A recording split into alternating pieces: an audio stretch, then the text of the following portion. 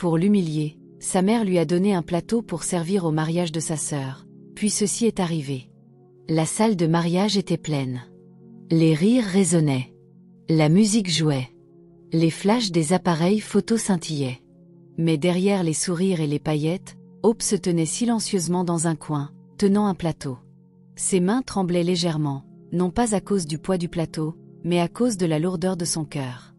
Le plateau de boisson était destiné à l'humilier. Cela était clair. Elle n'était pas une étrangère. Elle n'était pas une serveuse engagée. Elle était la sœur de Jane, la deuxième fille de Linda. Pourtant, elle se retrouvait là, pieds nus, en coulisses, dans une vieille robe marron, tenant des boissons comme si elle n'avait pas sa place. Elle était censée être la demoiselle d'honneur principale. Par ordre de naissance, c'était son droit. Elle était plus âgée que Juliette, mais lorsque les préparatifs du mariage ont été discutés, Linda avait déjà pris sa décision. Hope, demoiselle d'honneur ? Linda avait ri. S'il te plaît, ne nous embarrasse pas. Personne ne veut voir ce visage noir à côté de la mariée. Juliette avait souri et acquiescé. Jane avait détourné le regard, silencieuse comme toujours. Hope avait ravalé sa douleur. Elle avait appris à le faire. Depuis l'enfance, ses larmes n'étaient pas les bienvenues. Sa peau en était la raison. Cette teinte sombre et riche, celle que les gens admiraient dans les magazines, était la raison pour laquelle sa propre mère la détestait. Hope n'avait pas demandé à naître différente. Mais Linda agissait comme si elle avait choisi de venir au monde avec la couleur du cacao torréfié. Dès l'âge de 7 ans, elle servait déjà dans les maisons des autres. Tante Rémy, Madame Emma, Mama Ken, maison après maison, douleur après douleur. Chaque fois qu'elle se plaignait, Linda la giflait. Tu penses que quelqu'un d'autre te nourrirait avec cette peau? Hope ne comprenait pas à l'époque. Elle savait juste que sa mère aimait Jane et Juliette davantage. Elles étaient claires comme Linda, le genre de personne que Linda estimait digne de bons maris, de beaux vêtements et de belle vie. Mais Hope ne s'est jamais rebellée. Elle est simplement devenue silencieuse. Le jour du mariage, tandis que Juliette portait une belle robe dorée et marchait fièrement derrière Jane, Hope reçut un plateau en plastique avec l'ordre « Sers les boissons. Ne gâche rien ». Alors, elle l'a fait, verre après verre, sourire après sourire. Ses yeux piquaient, mais elle ne pleurait pas. Des enfants la montraient du doigt. Certains invités chuchotaient. Une femme a même dit à haute voix « Regardez-moi ça. Pourquoi ont-ils laissé cette fille servir ici? Ne sait-elle pas que sa couleur n'est pas digne d'un mariage ?» Hope entendait tout. Elle entendait chaque mot, mais elle continuait à avancer, verre après verre. C'est alors qu'elle l'a vu, debout près du côté de la salle, vêtu d'un costume bleu élégant. Il semblait déplacé, comme quelqu'un d'important, quelqu'un qui n'était pas censé être dans un mariage bruyant. Leurs regards se sont croisés une seconde. Hope a rapidement baissé les yeux. Elle ne savait pas qui il était. Elle ne s'attendait pas à ce qu'il s'intéresse à elle, mais il continuait à l'observer. Quand elle est arrivée près de lui, elle a tendu le plateau, évitant son regard. Il n'a pas pris de boisson. « Comment vous appelez-vous » a-t-il demandé. Hope, surprise, a cligné des yeux. « Hope » a-t-elle répondu doucement. Il a légèrement souri. Un joli nom. Et il est parti. Elle n'y a pas beaucoup pensé. Elle avait encore des boissons à servir, encore de la honte à ravaler. Mais elle ne savait pas ce que Dieu venait de commencer. Elle ne savait pas que sa saison changeait, que la fille moquée pour sa peau allait être aimée pour cela. Elle ne savait pas que le plateau destiné à l'humilier l'avait menée à son destin. Après le mariage, la vie est redevenue silencieuse pour Hope. Le bruit des célébrations s'est estompé, mais les échos des moqueries restaient dans son cœur. Elle est retournée travailler dans l'atelier de couture au bord de la route, un espace étroit et exigu où elle gagnait juste assez pour manger. Ses mains bougeaient rapidement avec l'aiguille et le fil, cousant des vêtements pour des clients qui remarquaient à peine son visage. Mais ce moment du mariage, la voix de cet homme, restait avec elle. Un joli nom. Personne ne l'avait jamais appelé ainsi auparavant. Pas sincèrement. Elle ne savait même pas qui il était. Elle supposait qu'il était l'un des amis riches du mari de Jane. Il l'avait probablement déjà oublié. C'est ce que faisaient les gens comme lui. Laisser des compliments comme des pièces de monnaie, puis passer à autre chose. Pourtant, elle priait.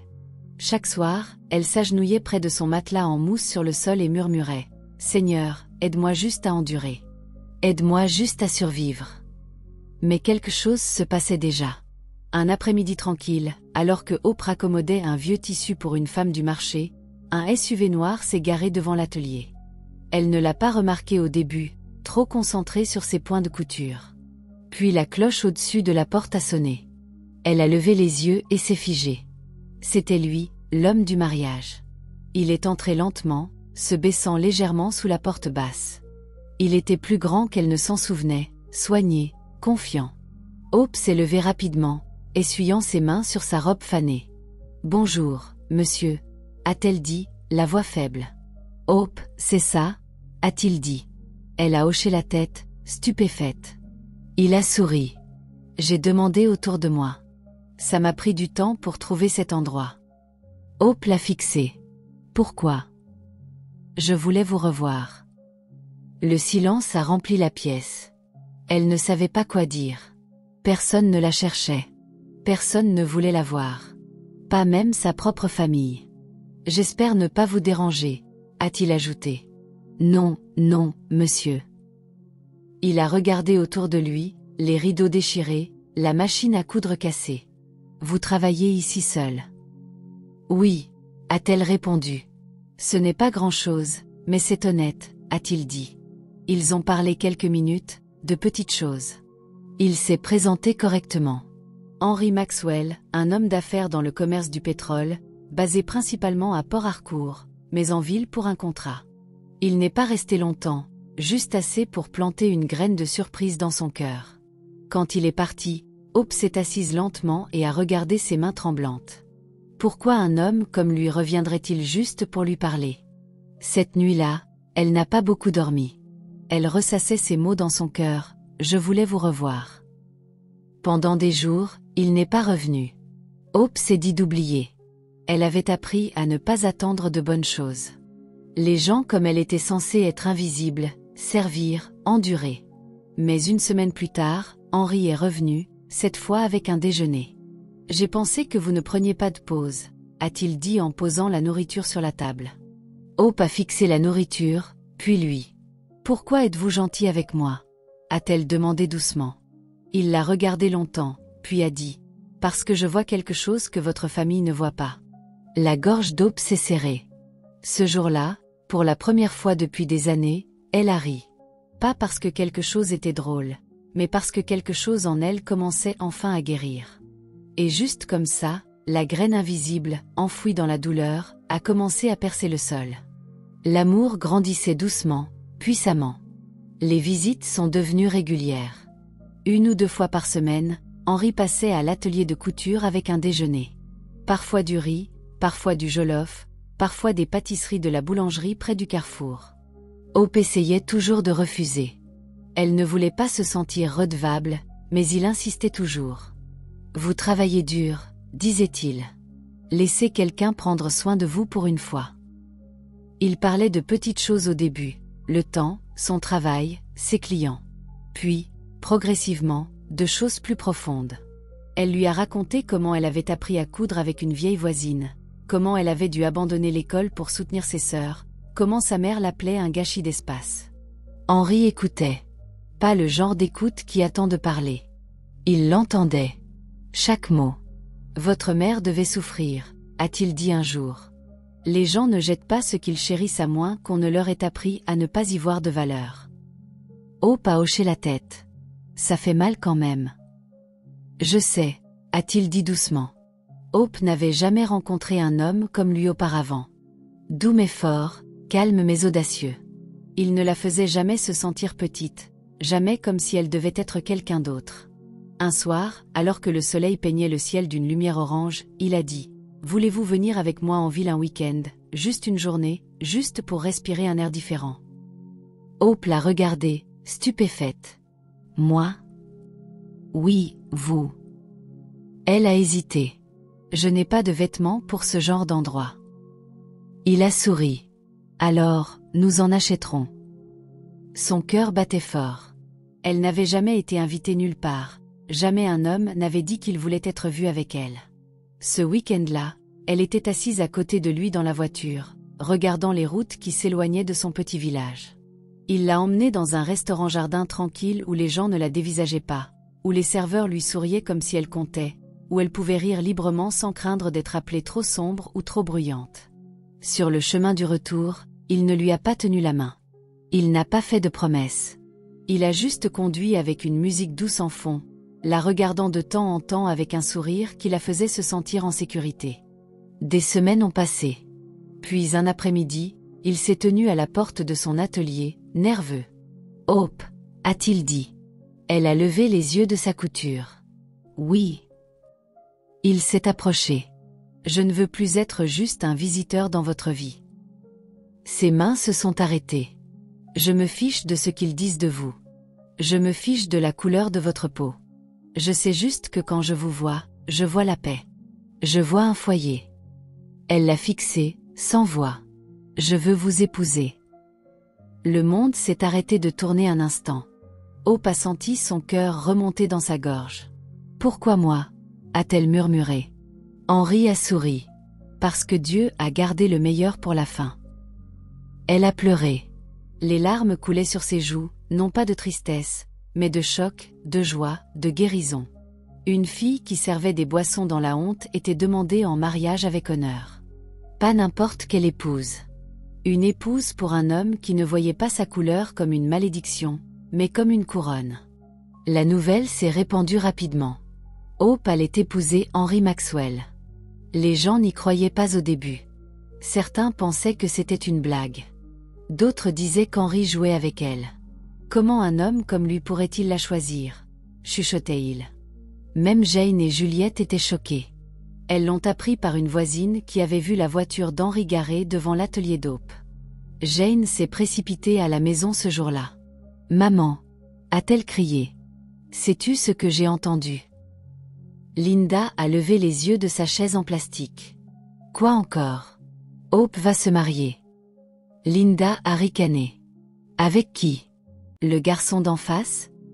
Jane a secoué la tête. « Avec cet homme riche qui est venu au mariage, le marchand de pétrole. » Linda a lâché sa cuillère. Elle est restée immobile longtemps. « Non » a-t-elle murmuré. « Ce n'est pas possible. Cette fille, épouser la richesse ?» Juliette est entrée ensuite. « C'est vrai. Les gens parlent. Ils disent qu'il est venu avec ses proches. Ils ont apporté du vin. » Linda s'est levée lentement. Elle faisait les 100 pas. Elle a dû faire quelque chose, a-t-elle dit. Elle l'a ensorcelé. Les hommes comme lui n'épousent pas des filles comme Hope. Mais c'était vrai. Les proches d'Henri étaient venus. Ils avaient apporté des boissons, des cadeaux, et du respect. Ils parlaient gentiment, traitaient Hope comme de l'or. Ils se fichaient de son passé. Ils ne s'intéressaient qu'à son cœur. Le mariage d'Hope fut discret mais magnifique. Pas de bruit assourdissant, pas de danseurs, pas de long cortège, mais tout était propre, élégant, paisible. Sa robe était blanche, simple, élégante. Ses cheveux étaient relevés en un chignon bas. Son visage était doux, calme, et quand elle est entrée dans la salle au bras d'Henri, les gens se sont levés, certains en admiration, d'autres dans la honte. Linda n'était pas invitée, mais elle est venue quand même, s'asseyant au fond avec un visage fermé. Elle a regardé sa fille, inutile, être honorée par des gens puissants. Elle a vu cette même peau qu'elle qualifiait de maudite porter désormais des diamants. Elle a vu Juliette et Jane assises parmi les invités ordinaires tandis qu'Hope était assise avec des rois. Après le mariage, Linda a pleuré. Mais ce n'était pas des larmes de joie. C'était du regret. Elle se souvenait de chaque gifle, chaque insulte, chaque jour où elle envoyait Hope servir des étrangers. Et maintenant, cette même Hope était celle que tout le monde voulait prendre en photo. Hope a vu sa mère dans la foule. Leurs regards se sont croisés brièvement. Hope n'a pas souri. Elle s'est simplement détournée et est sortie, tenant la main de son mari. Pas de vengeance, pas de mots, juste une dignité silencieuse. Ce jour-là, les gens ont enfin compris. La pierre qu'ils avaient rejetée était devenue la fondation. Et la fille qu'ils disaient trop sombre se tenait désormais dans la lumière. 3 ans ont passé. La vie d'Hope est devenue tout ce dont elle avait rêvé et plus encore. Elle et Henri ont emménagé dans un domaine tranquille en périphérie de la ville. Leur maison était spacieuse, pleine de lumière et de rire. Elle a lancé une entreprise de mode, ouvert son propre atelier avec des employés sous ses ordres. Elle ne raccommodait plus de vieux tissus, mais concevait des vêtements pour des dignitaires, des épouses et des femmes d'affaires. Hope n'était plus la fille avec un plateau. Elle était une épouse, une patronne, une femme avec la tête haute. Henri n'a jamais changé. Il est resté gentil, doux et fier d'elle. Il disait à quiconque voulait l'entendre, « Ma femme est ma plus grande bénédiction ». Mais un après-midi, son téléphone a sonné. Le nom affiché à l'écran était « Juliette ». Elle l'a fixé. Elle n'avait pas eu de nouvelles de sa famille depuis plus d'1 an. Elle a répondu lentement. « Allô ?» La voix d'Hope était calme, mais celle de Juliette tremblait. « Hope, s'il te plaît, c'est maman. » Hope n'a rien dit. Juliette a continué. « Elle est malade. Très malade. Le médecin dit qu'elle a besoin d'une opération à l'étranger. » Hope restait silencieuse. Juliette a poursuivi. « Jane et moi, nous n'avons pas ce genre d'argent. S'il te plaît, elle a besoin d'aide. Tu es la seule qui peut faire quelque chose. » Silence. L'esprit d'Hope est retourné à cette nuit où elle dormait sur le sol froid, au bleu, aux insultes, au plateau. « Pourquoi maintenant ?» a-t-elle enfin demandé. « Pourquoi moi ?» La voix de Juliette s'est brisée. « Parce que nous n'avons personne d'autre. Elle pleure pour toi. » Hope a mis fin à l'appel. Elle est restée immobile dans son salon. Henri est entré et l'a trouvée plongée dans ses pensées. Qu'est-ce qui ne va pas? Elle lui a tout raconté. Il s'est assis à côté d'elle, lui a pris la main. « Que veux-tu faire ?» Hope n'a pas répondu tout de suite. Elle a regardé par la fenêtre. « Une partie de moi veut la laisser, » a-t-elle dit. « La laisser ressentir ce qu'elle m'a fait subir toute ma vie. » Henri a hoché la tête lentement. « Et l'autre partie ?» Les yeux d'Hope se sont remplis de larmes. « Veux l'aider, parce que malgré tout, c'est toujours ma mère. » Henri a embrassé son front. « Quoi que tu décides, je te soutiendrai. » 2 jours plus tard, ils sont retournés au village. Linda était allongée sur un lit d'hôpital, mince et faible. Elle a tourné la tête quand Hope est entrée. Pendant longtemps, mère et fille se sont juste regardées. Puis Linda a éclaté en sanglots. « Je suis désolée », a-t-elle murmuré. « Je suis tellement désolée. Je ne savais pas. Je n'ai pas vu. J'étais aveugle. » Hope s'est assise à côté d'elle. Elle n'a pas dit « Je te pardonne ». Elle n'a pas dit « Tu m'as fait mal ». Elle a simplement pris sa main et a dit « Faisons en sorte que tu ailles mieux ». Ce moment a brisé Linda. Pas à cause de la culpabilité, mais parce qu'elle a vu la puissance de quelque chose qu'elle n'avait jamais appris à ses filles, la miséricorde. La fille qu'elle avait autrefois chassée était maintenant celle qui lui apportait la guérison. Et à cet instant, Linda a enfin réalisé que la peau la plus sombre portait la lumière la plus brillante. Le vol de Linda pour l'Inde a été réservé dans la semaine. Hope a tout géré, des papiers au passeport, des factures d'hôpital aux arrangements de voyage. Juliette et Jane ont essayé d'aider, mais il était clair qu'elles n'étaient pas habituées à gérer à ce niveau. Elles se tournaient vers Hope pour chaque décision, et Hope ne s'est pas plainte. Elle n'a pas étalé son succès au visage de quiconque. Elle n'a pas dit « Je vous l'avais dit ». Elle a juste fait ce qui devait être fait. Henri a accompagné Linda pendant qu'Hope restait pour gérer son entreprise. Chaque soir, elle appelait l'hôpital. Chaque matin, elle recevait des nouvelles. Et quand l'opération fut terminée, Henri a envoyé une photo. Linda, souriant faiblement depuis son lit d'hôpital, des tubes autour d'elle, mais vivante. Hope a regardé cette photo longtemps, non pas parce qu'elle lui manquait, mais parce que quelque chose en elle semblait plus léger, comme si une profonde blessure commençait à se refermer. Quand Linda est revenue au Nigeria, elle n'était plus la même. Son corps avait guéri, mais son esprit était calme. Elle marchait lentement, parlait doucement. La femme qui criait autrefois sur Hope devant les voisins baissait désormais les yeux chaque fois qu'Hope entrait dans la pièce. Un soir, elle était assise dans la maison d'Hope, regardant les murs couverts de photos encadrées. Hope et Henri. Hope a des remises de prix. Hope coupant le ruban de son 2e magasin de mode. « Je ne mérite pas ça », a dit Linda.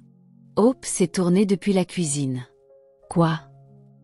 Cette gentillesse, ta maison, ton sourire. Je t'ai traité comme si tu n'étais rien. J'ai essayé de tuer ton esprit. Hope n'a pas répondu tout de suite. Elle s'est approchée, s'est assise à côté de sa mère et l'a regardée dans les yeux. Je sais, a-t-elle dit. Et pendant longtemps, j'ai pensé que je ne te pardonnerais jamais. Les lèvres de Linda tremblaient. Alors pourquoi? Pourquoi m'aides-tu? La voix d'Hope était ferme. Parce qu'il fallait briser le cycle. Je ne suis pas devenue meilleure pour me venger. Je suis devenue meilleure pour pouvoir choisir la paix. Les larmes coulaient sur le visage de Linda. Cette nuit-là, elle est restée plus longtemps que d'habitude. Elle a aidé Hope dans la cuisine. Elle a ri quand Henry a fait une blague. Elle a posé des questions sur l'entreprise d'Hope. Et quand il fut temps de partir, elle a serré Hope fort et a murmuré « Je suis fière de toi ». Hope est restée immobile longtemps après son départ. Ce n'étaient pas les mots qui l'émouvaient. C'était le fait que la femme qu'il avait autrefois qualifiée de sans valeur voyait maintenant sa valeur. Pas parce qu'elle avait de l'argent, mais parce qu'elle était devenue ce que sa mère n'avait jamais été, entière. Et de cette plénitude, elle avait choisi de guérir, pas de faire du mal. Hope était devenue tout ce que sa mère ne croyait pas qu'elle pouvait être, et plus encore. Le plateau de la honte avait disparu. La fille à la peau sombre se tenait désormais dans sa propre lumière. Pas en tant que victime, ni même en tant que survivante, mais en tant que femme qui a pardonné alors qu'elle avait toutes les raisons de ne pas le faire. Et c'était la plus grande victoire de toutes. La nouvelle s'est répandue en ville qu'Hope avait payé pour l'opération de sa mère à l'étranger. Les gens n'y croyaient pas. Ils chuchotaient dans les étals du marché, dans les salons, dans les bancs d'église. Cette même Hope, celle que sa mère insultait. Oui, elle a envoyé la femme à l'étranger. Mais les autres, Jane et Juliette, elles n'ont pas aidé. Oh, elles ont dit qu'elles n'avaient pas d'argent. Les mêmes femmes qui se moquaient autrefois d'Hope utilisaient maintenant son nom pour réprimander leur propre fille. Tu vois comment Hope a traité sa mère malgré toutes les insultes. Hope s'en fichait des commérages. Elle ne le faisait pas pour les louanges. Elle l'a fait parce qu'elle avait dépassé l'amertume. Mais Linda ressentait profondément ce changement. Partout où elle allait, les gens ne vantaient plus Jane ou Juliette. Tous les regards se tournaient vers Hope. La même fille qu'elle disait ne jamais se marier était maintenant le sujet de conversation de la ville, pas pour un scandale ou une honte, mais pour sa gentillesse, sa grâce et son honneur. Linda essayait de cacher ses sentiments, mais cela la rongeait. Un jour, alors qu'elle était assise avec Jane et Juliette, elle s'est effondrée. « J'ai échoué », a-t-elle dit. « J'ai tout misé sur vous deux à cause de votre couleur, votre beauté, mais je n'ai pas élevé des cœurs. J'ai élevé des miroirs. Et c'est Hope, celle que j'ai rejetée, qui a eu le cœur de porter cette famille. » Jane a détourné le regard. Juliette s'est mordu la lèvre. Elle le savait depuis un moment. Que Hope était celle avec la force, la sagesse, l'amour qui ne pliait pas. Hope n'a pas seulement grandi. Elle a grandi sans écraser personne. Plus tard cette semaine-là, Linda a rendu visite à Hope, seule. Elle a apporté quelque chose enveloppé dans un tissu. Hope l'a accueilli calmement. Elles se sont assises. Linda a ouvert le tissu. À l'intérieur, il y avait une photo fanée. Une photo d'enfance d'Hope, prise le jour de ses 5 ans. La dernière avant qu'elle ne soit envoyée servir dans les maisons des autres. « Je l'ai gardée toutes ces années », a dit Linda. « Je ne sais pas pourquoi. Je n'aimais même pas la regarder, mais je ne l'ai jamais jetée. » Hope a regardé la photo. Une petite fille avec de grands yeux et des dents ébréchées, tenant une cuillère et souriant au soleil. Sa peau était déjà sombre. Son sourire déjà lumineux. « Je la vois maintenant », a murmuré Linda. « Et j'aimerais l'avoir aimée à l'époque. » La gorge d'Hope s'est serrée. Elle a lentement pris la photo, les doigts tremblants. « Tu peux encore l'aimer maintenant », a-t-elle dit. Les larmes coulaient librement sur les joues de Linda. « Je veux essayer. » Et dans ce moment tranquille, quelque chose de lourd s'est déplacé entre elles. Tout n'était pas guéri. Toutes les cicatrices n'avaient pas disparu, mais le pardon avait ouvert une porte. Et de l'autre côté, il y avait quelque chose qu'aucune d'elles n'aurait imaginé partager, la paix. Pour la première fois, mère et fille se sont assises en égal. Pas seulement par le sang, mais par le courage d'une fille qui a choisi l'amour plutôt que la haine. Un dimanche après-midi, Hope a traversé son ancien quartier. Elle n'avait pas prévu de s'arrêter. Elle voulait juste passer, peut-être jeter un œil à l'ancienne maison et continuer. Mais quelque chose dans sa poitrine s'est serré quand elle l'a vue, la maison où elle avait grandi. Le même toit en zinc rouillé. Les mêmes murs fissurés. Le même manguier qui n'a jamais porté de fruits.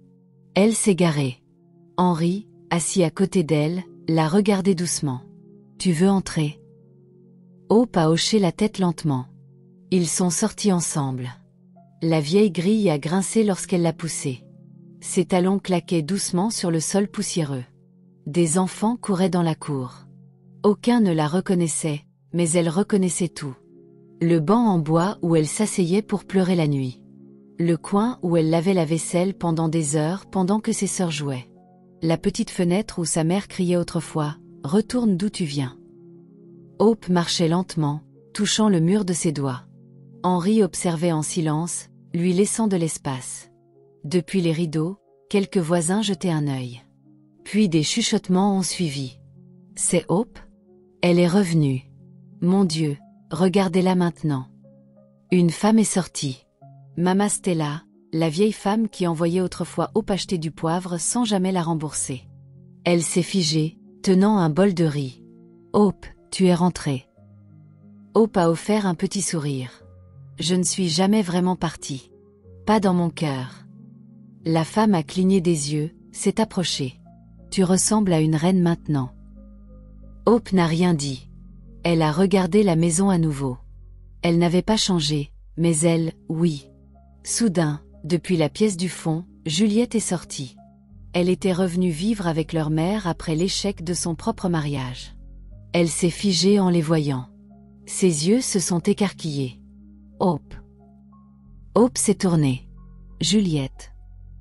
Il y a eu un silence. Puis Juliette a couru et l'a serré fort, pleurant. « Je suis désolée, » a-t-elle murmuré. « J'aurais dû être à tes côtés. J'étais jalouse. Je ne savais pas à quel point tu étais forte. Je vois tout maintenant. » Hope l'a serrée en retour. « Je t'ai pardonné il y a longtemps, » a-t-elle dit. Juliette a hoché la tête contre son épaule. « Tu es revenue. »« Non, » a répondu Hope. « Je suis remontée. » Ils se sont assis ensuite sous le manguier. Le même qui n'a jamais porté de fruits, offrant maintenant de l'ombre à deux sœurs autrefois déchirées par la couleur, l'envie et les mensonges. Henri leur a apporté des boissons. Elles ont ri doucement, partagé des souvenirs. Linda est sortie de la maison, observant depuis le pas de la porte. Son cœur était à la fois plein et lourd. Elle n'avait jamais imaginé ce jour, celui où Hope reviendrait, non pas pour supplier, ni pour se battre, mais pour guérir. Ce soir-là, avant de partir, Hope a écrit quelque chose sur le mur de la maison avec un morceau de craie qu'un enfant avait laissé tomber. Ce qu'ils ont enfoui dans la honte, Dieu l'a élevé dans la grâce. Et en s'éloignant, ses talons fermes sur la poussière qu'il avait autrefois retenue, tous ceux qui la regardaient voyaient non seulement une femme. Ils voyaient l'espoir. Pas seulement son nom, mais son histoire. Des mois ont passé. L'histoire d'Hope a commencé à se répandre au-delà de sa ville. Quelqu'un d'un groupe de défense des droits des femmes avait visité son atelier et avait été touché par son esprit calme, son entreprise, et la grâce discrète avec laquelle elle portait son passé. Ils ont posé des questions, pris des photos, et sont partis.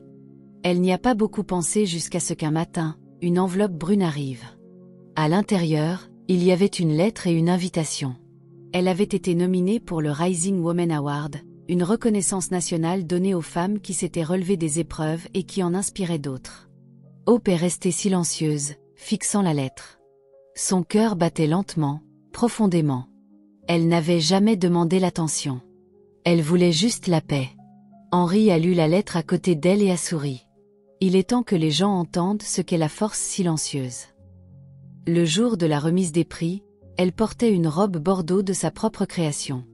Ses cheveux naturels relevés haut. Pas de maquillage criard, pas de bijoux lourds, juste de l'élégance. La salle était pleine. Des femmes de tout le pays, des journalistes, des PDG, des activistes. Hope fut la dernière appelée. En montant sur scène, la salle s'est tue. L'hôte a lu son texte. On lui a dit qu'elle était trop sombre, trop laide, trop pauvre. Elle a été moquée au mariage de sa sœur et forcée à servir avec un plateau de boissons. Mais dans cette humiliation, un étranger a vu sa force. Aujourd'hui, elle est une épouse, une entrepreneuse et une inspiratrice silencieuse de beaucoup. Elle n'a pas repayé la douleur par la douleur. Elle a offert la miséricorde à la place. Elle a transformé le rejet en restauration. Les applaudissements ont rempli la salle. Hope s'est tenue au micro. Elle a regardé la foule, des visages qu'elle ne connaissait pas, mais qui la connaissaient maintenant. Elle n'a pas lu de discours. Elle a juste parlé du cœur. Je suis ici aujourd'hui parce que Dieu écrit des histoires différentes, a-t-elle commencé. Des histoires qui ne suivent pas les règles des hommes. J'étais l'enfant chassé, la fille oubliée. Mais quand l'amour m'a trouvée, je n'avais pas besoin de vengeance. J'avais juste besoin de paix. La salle était silencieuse. J'ai pardonné à ma mère, non pas parce que c'était facile, mais parce que la douleur doit s'arrêter quelque part. Si elle s'arrête avec moi, peut-être que mes enfants n'auront pas à la porter. Des larmes coulaient dans la foule. Hope a souri doucement. Ce prix n'est pas pour moi. Il est pour chaque fille à qui on a dit qu'elle n'était pas assez. Pour chaque femme qui porte encore des blessures que les mots ne peuvent toucher. Vous êtes plus que ce qu'ils disent. Vous êtes plus que ce qu'ils voient. Et vous vous relèverez, même si cela commence avec un plateau dans vos mains. Elle a reculé. Les applaudissements ont tonné. Les femmes se sont levées. Certaines applaudissaient. D'autres pleuraient. Henri s'est levé aussi, les mains en l'air. À cet instant, Hope n'était pas seulement un nom. Elle est devenue un symbole, non pas de succès, mais de grâce qui refusait de se briser. C'était une soirée tranquille. Hope était assise sur le balcon de sa maison, pieds nus, une tasse de thé chaud dans les mains. Le soleil se couchait, jetant une douce lueur orange sur le domaine. Le vent était doux, portant le son lointain des rires des enfants des voisins. À l'intérieur, Henri lisait une histoire à leurs jumelles. Leurs filles, toutes deux aussi sombres que du bois d'acajou poli, rayonnantes de joie, vivaient la vie qu'Hope n'avait jamais eue. Elle a souri. Elle les avait nommées grâce et gloire, car c'était ce que son voyage lui avait donné. Soudain, son téléphone a vibré. C'était un message de Linda. Il disait « Je prie pour toi ce soir. Merci de m'avoir appris ce qu'est l'amour. » Hope a tenu le téléphone près de son cœur. Elle n'a pas répondu. Elle n'en avait pas besoin. Ce message disait ce que des années d'excuses n'avaient jamais pu. Sa mère changeait lentement, doucement, et c'était assez. Plus tard cette nuit-là, alors que les filles dormaient et qu'Henri éteignait les lumières, Hope est sortie une fois de plus. Cette fois, debout sous les étoiles. Elle a levé les yeux vers le ciel. Elle se souvenait du plateau. Elle se souvenait des insultes. Elle se souvenait de la fille qui s'asseyait derrière une machine à coudre cassée, essuyant ses larmes avec le coin de sa robe. Mais maintenant, elle était guérie. Elle avait pardonné, et elle avait prospéré, non pas malgré son passé, mais à cause de la manière dont elle avait choisi de le traverser. Elle a murmuré dans le vent, « Je ne suis pas une victime. Je suis une voix, une lumière, un espoir. » Depuis la maison, la voix d'Henri l'a appelée doucement, « Viens te coucher, ma reine. » Elle s'est tournée, souriante. En rentrant, elle a regardé une dernière fois le miroir dans le couloir. La femme qui la regardait était de la même couleur que le monde avait autrefois rejetée. Profonde, riche, belle. Mais maintenant, sa couleur était sa couronne. Ses cicatrices étaient son histoire, et son histoire était désormais une torche pour les autres. Le plateau de la honte avait depuis longtemps été remplacé par une table d'honneur. Bonjour, mes amours. J'espère que vous avez aimé mon histoire. Veuillez cliquer sur le bouton « J'aime », laissez un commentaire ci-dessous et abonnez-vous à notre chaîne. Merci.